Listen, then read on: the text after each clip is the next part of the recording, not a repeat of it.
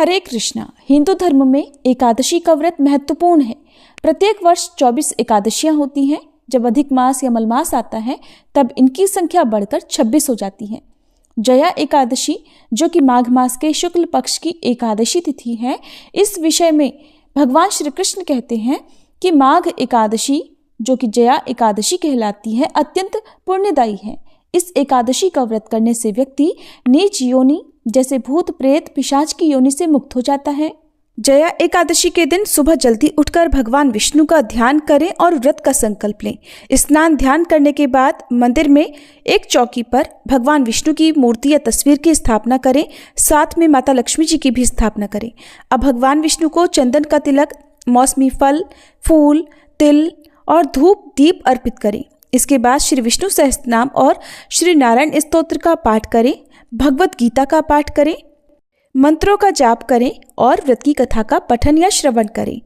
फिर सारा दिन उपवास रखकर, हो सके तो रात्रि जागरण करके एकादशी के अगले दिन यानी द्वादशी तिथि को ब्राह्मणों को भोजन कराएं। अपनी सामर्थ्य के अनुसार उन्हें दान दक्षिणा आदि दें या किसी निर्धन जरूरतमंद व्यक्ति को भी आप दान की सामग्री देकर उसके बाद भोजन ग्रहण कर सकते हैं। भोजन सात्विक होना चाहिए। स्वयं भोजन ग्रहण करने से पहले भगवान विष्णु को तुलसी जी की पत्तियों के साथ ही जो भी सात्विक भोजन है या पंचामृत है आप अर्पित करें और उसी को प्रसाद रूप में ग्रहण करके आप उसके बाद सात्विक भोजन करके अपने व्रत का पारणा कर सकते हैं, यानी व्रत खोल सकते हैं। एकादशी व्रत तुलसी का पत्ता सेवन करके ही खोलना चाहिए। इस बार एकादशी के दिन तो भद्रा लग रही है, लेकिन द्वादशी तिथि को बहुत ही शुभ योग बन रहे हैं, जो कि त्रिपुष्कर योग है।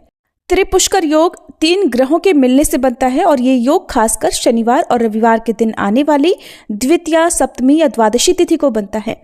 इस योग में किए गए शुभ कामों को जीवन में 3 बार करने का सुअवसर प्राप्त होता है। इस योग में नया घर, जमीन, गाड़ी या अन्य संपत्ति खरीदना शुभ होता है। त्रिपुष्कर योग में किसी भी काम को करते समय खास सावधानी बरतनी चाहिए, क्योंकि इस समय किए गए कामों का फल 3 गुना मिलता है। इसलिए इस दौरान कर्ज लेने से बचना चाहिए। साथ ही वस्तुओं को बेचने या कर्ज देने से बचें। कीमती वस्तुओं को खोना इस दौरान बहुत ही अशुभ माना जाता है। 3 गुना लाभ मिलने वाले इस योग के दौरान धन संबंधी शुभ काम करने चाहिए। पूजा पाठ, दान या फिर धार्मिक यात्राएं करना शुभ हो सकता है। कीमती चीजों की आप खरीदारी कर सकते हैं। इस योग के दौरान जमा किया हुआ पैसा भी आपके लिए शुभ फलदायी हो सकता है और भविष्य में आपका बैंक बैलेंस बढ़ने की संभावना ज्यादा होती है।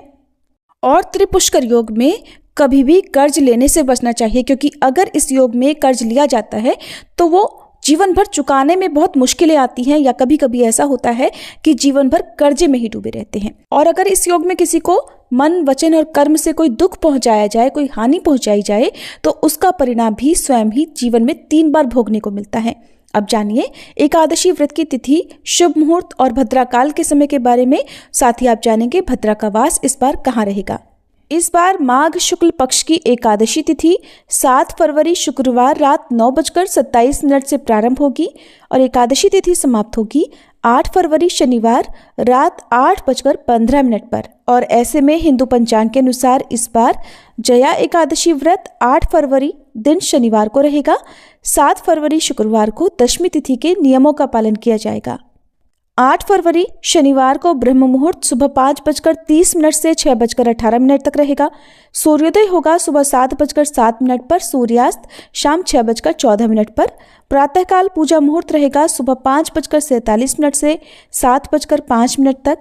शाम की पूजा का मुहूर्त शाम 6:06 से 7:24 तक। राहु काल का समय सुबह 9 से 10:30 बजे तक रहेगा और भद्रा सुबह 8:48 से शुरू होगी, जो कि रात 8:15 तक रहेगी। यानी कि इस बार लगभग पूरा दिन ही एकादशी व्रत में भद्रा रहने वाली है। द्वादशी तिथि प्रारंभ होगी 8 फरवरी शनिवार रात 8:16 से और द्वादशी तिथि समाप्त होगी 9 फरवरी रविवार शाम 7:25 पर। इस बार द्वादशी तिथि को बहुत ही शुभ योग बन रहे हैं। इस दिन सूर्योदय होगा सुबह 7:06 पर, सूर्यास्त शाम 6:15 पर। ब्रह्म मुहूर्त सुबह 5:59 से 6:17 तक रहेगा। प्रातःकाल पूजा मुहूर्त सुबह 5:46 से 7:04 तक। अभिजीत मुहूर्त दोपहर 12:13 से 12:58 तक। त्रिपुष्कर योग का शुभ संयोग इस बार शाम 5:53 से 7:25 तक रहेगा, जो कि अपने आप में बहुत ही दुर्लभ और शुभ योग है। अमृतकाल सुबह 7:58 से 9:34 तक रहेगा और राहु काल शाम 4:30 से 6 बजे तक रहेगा। एकादशी व्रत खोला जाएगा यानी व्रत का पारण किया जाएगा 9 फरवरी दिन रविवार को सुबह 7:07 से 8:55 के बीच में। हालांकि जो लोग किसी कारण से सुबह व्रत ना खोल पाए वो दोपहर में 1 से 3 बजे के बीच में भी व्रत खोल सकते हैं, क्योंकि इस बार द्वादशी तिथि रविवार को सारा दिन रहने वाली है। इस बार भद्रा का वास स्वर्गलोक में रहेगा, इसलिए ये भद्रा पृथ्वीलोक पर अशुभ नहीं रहेगी। इसलिए आपको भी इस बार भद्रा का विचार नहीं करना चाहिए और कोई भी पूजा पाठ हो, दान हो या व्रत खोलना हो या कहीं जाना हो, आप अपने काम आसानी से इस दिन कर सकते हैं। ये थी आज की वीडियो। जानकारी अच्छी लगी हो तो वीडियो को लाइक करके इस दिन हमारे चैनल पर कथा भी जरूर सुनिए।